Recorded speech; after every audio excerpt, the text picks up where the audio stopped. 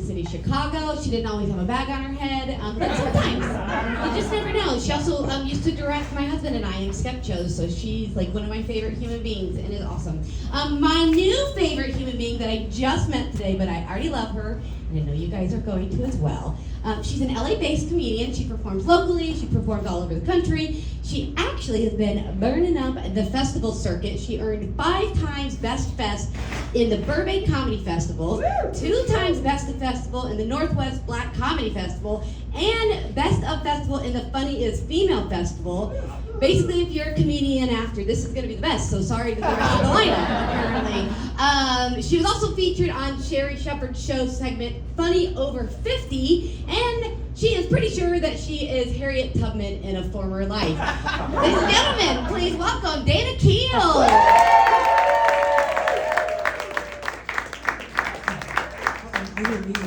What's up? Oh, you better think about what I'm trying to do to you. That's what I heard. All right, I'm Danna Kiel. She said that. Okay, we got to get right into it. So I'm Danna Kiel. I'm Kiki Wyatt. Not Kiki Wyatt. That's in my mind. Kiki Palmer. I'm going to be interviewing Medusa, known as Medi. But I'm pretty mad at her. Let me just say that. First of all, I am over 50. I've aged out of young adult novels. This little 17-year-old girl ran me absolutely crazy. Let me just say this, and we may not get to the podcast portion of this. Let me just finish going off. Okay. She had the daddy issues, the mother wound, the baby of the family, the only mortal. Do you have enough tragedy already without tempting the fates all the time? Who? Tell me who but a 17-year-old is going to take a ruby and a sapphire to keep a crazy man from marrying your sister? I'm coming in here like the 3 wise men with jewels and gifts to barter with you. My sister wants to leave, my low-key possible lesbian sister, and that's all right, who is immortal, so she got lifetimes to be mistreated and then to start all over again. Y'all, and sidebar, my dad has been married 3 times. I can't get one husband in this lifetime. I want to be immortal, do you know what I'm saying? Just so I can get one husband, right? Anyway, this Medi just tempted the fates, and every sentence began with, but without preamble. Without preamble. She would just launch right into everything. I didn't get to see who did read the book, who had a chance. So y'all know, and then to my shout out to my folks who did Audible. Who did Audible in here? So y'all heard it. First of all, can we also give it up for the voices who did give it? I don't know these people, but let's just give it up for them. You know what I'm saying? They nailed that. But she tempted the fates all the time, and then everything would swing in her favor. Again, who goes in and accidentally kills involuntary manslaughter a prince trying to marry your sister? And that honestly is kind of a foreshadowing of things to come. She shows up and men die. You know what I'm saying? Right. And then she's got, little Theo, who every time I saw his name, I thought of Malcolm Jamal Warner. Not trying to bring that to the stage, but this is, all the pop culture references. Anybody else going through my head the whole time? I do not want to steal it from my good brother, but glaucopies. Come on, glaucoma, right? Right? I had to give it up. I'm sorry.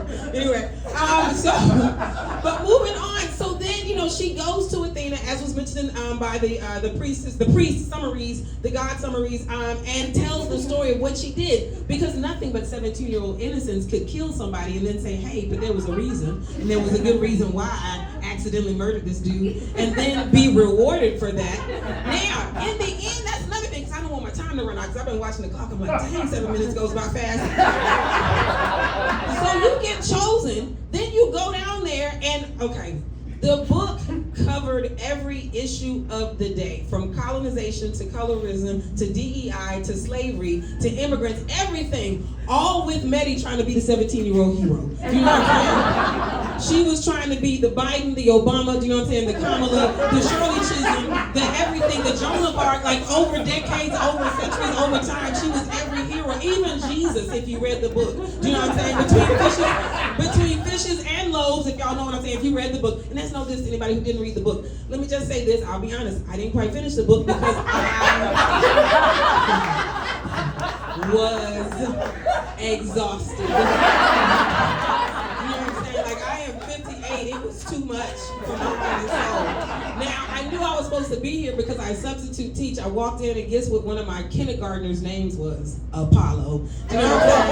And I had taught never met an Apollo in a kindergarten classroom. But let us move on. Then, you talk about a rule breaker. Okay, it's enough with your doe-eyed behind that you are out here looking at Poseidon crazy, but then you crazy about Theo, but then you crazy about the other dude who saved you, and then you out here saving the chariot driver. Like, just get a hit, girl, you're pretty. Have some confidence about yourself. You know what I'm saying? You are attracting men from every generation, demigod, God, mortal, immortal, partial, like everybody. You know what I'm saying? And so, but you say, well, am I pretty? Like, okay. And admittedly, you know how they say, what you resist persists, like things bother you because there's a little bit of you in there. Is it my time already? Oh my God, okay, no, you made me nervous. Okay. I got so much I want to tell you, I want to get to it. I saw some of myself in there, although I didn't lose my virginity until I was 22, so in that way I am not like your girl. Anyhow.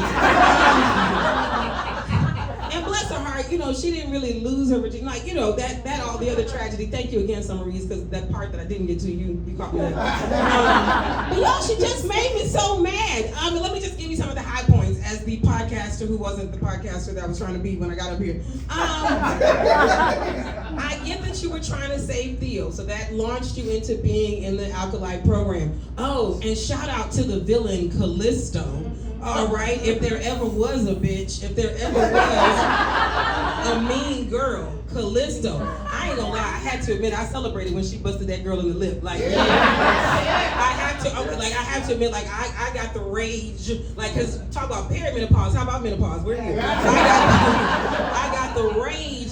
And then, okay, because I gotta stop and I can't wait till the panel part. Like Apollonia. Every time I saw Apollonia, for those who didn't know, that was her best friend. It was 10 of them as acolytes, like 2 of them got shaved off. Oh, high point. Y'all, braiding your hair in ancient times was a thing. Like, I'm just saying, as an African-American woman, they checked off all the boxes of representation and culture for us as black people. So, I mean, it was written by a black woman, of course. Dang it, I gotta get off the stage. Okay,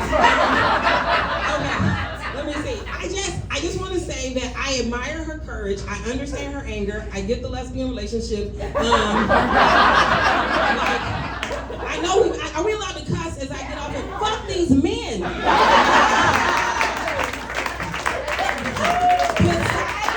Poseidon, her dad, Zeus, everybody. Like, oh my God, I can't wait to the panel. But I just want to say, you can't leave your best friend, Apollonia 6, Prince, I can't get out of my head. You know what I'm saying? And then expect good things to happen. All right, I gotta get off the stage, but I love y'all.